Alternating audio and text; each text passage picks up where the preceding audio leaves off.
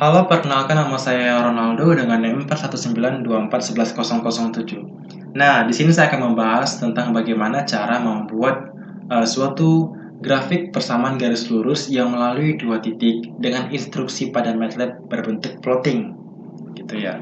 Misalkan kita punya titiknya itu 2,3 dan titik B-nya itu 4,5. Nah, sekilas kalau dengan teori kita melihat bahwa A dan B ini merupakan titik dengan pasangan terurut X1, Y1, dan X2, Y2.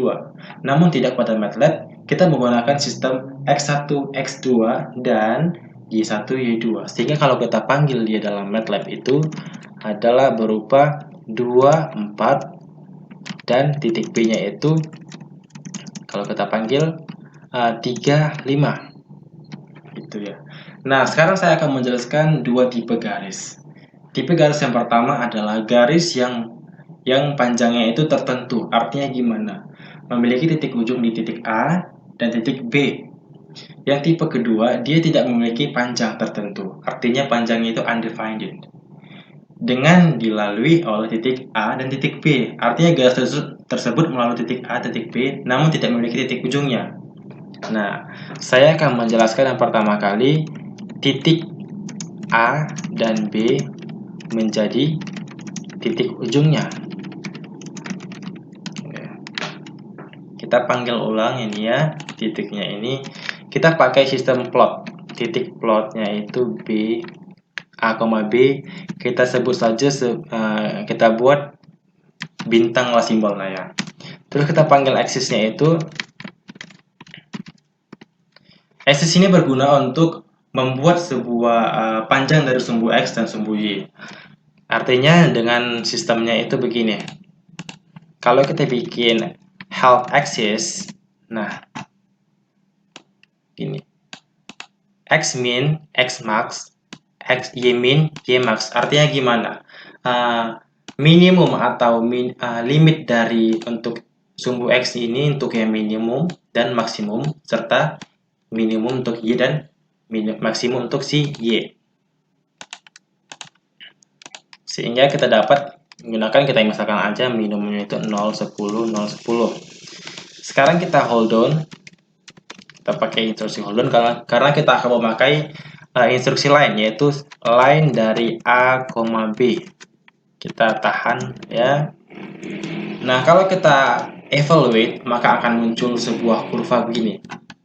Garis yang melalui titik A, B dan juga memiliki titik ujung di A, B. Di A dan B maksudnya. Nah, gimana kalau kita ingin membuat suatu garis yang melalui titik A, B namun dia panjang tak hingga ke bawah dan tak hingga ke atas.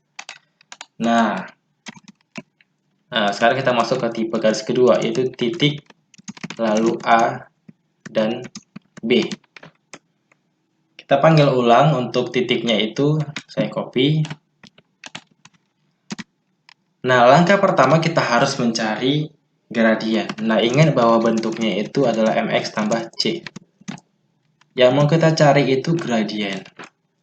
Terus langkah selanjutnya kita cari nilai C. Terus finalnya itu kita plot atau kita cari dulu nilai Y. Sehingga kita dapat plot antara nilai garis C ini dengan titiknya yang kita ketahui.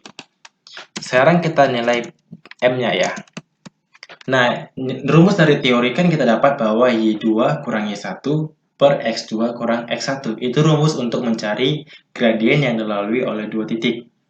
Nah, sehingga dalam MATLAB ini kita peroleh bahwa B2 kurang B1 per A2 kurang A1. Nah, B2 kurang B1 ini bahwa kolom 2 untuk B dikurang kolom 1 untuk si B. Ini kan dia dapat kita lihat sebagai representasi sebuah matriks dengan elemen vektor baris ya. Vektor baris 1 dengan kolom 2. Kolomnya ada 2 dengan barisnya 1. Itu ya. Sehingga cocok untuk kita gunakan dalam MATLAB. Sekarang kita nilai C.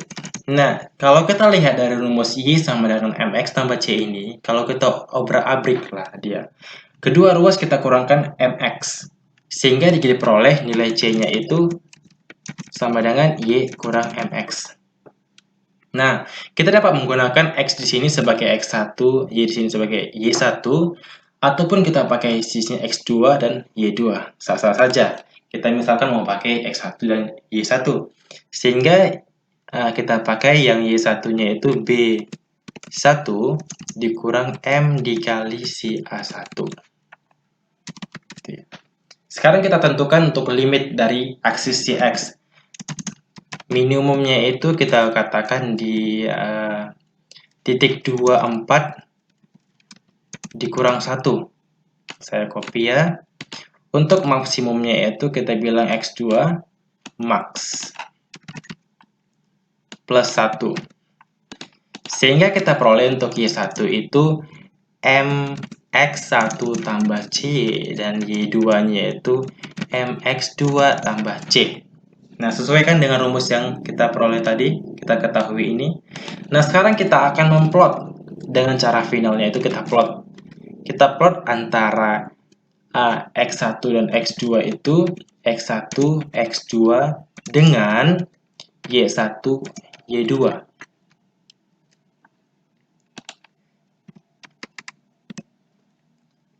Serta titiknya ini juga kita plot agar nanti kelihatan di figure yang akan kita munculkan. A, B misalkan kita bikin bintang lagi. Bintang.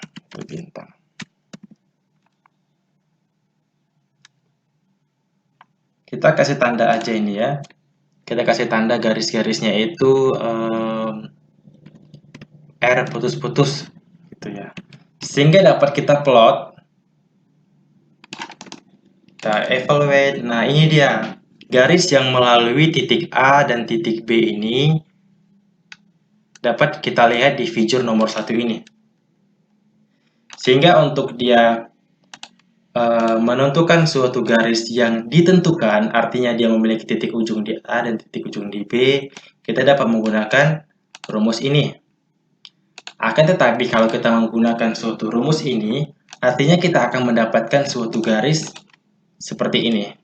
Yang dia tidak ditentukan panjangnya berapa, namun yang kita inginkan dia akan melewati dua titik tersebut. Titik A 2,3 dan titik B itu 4,5.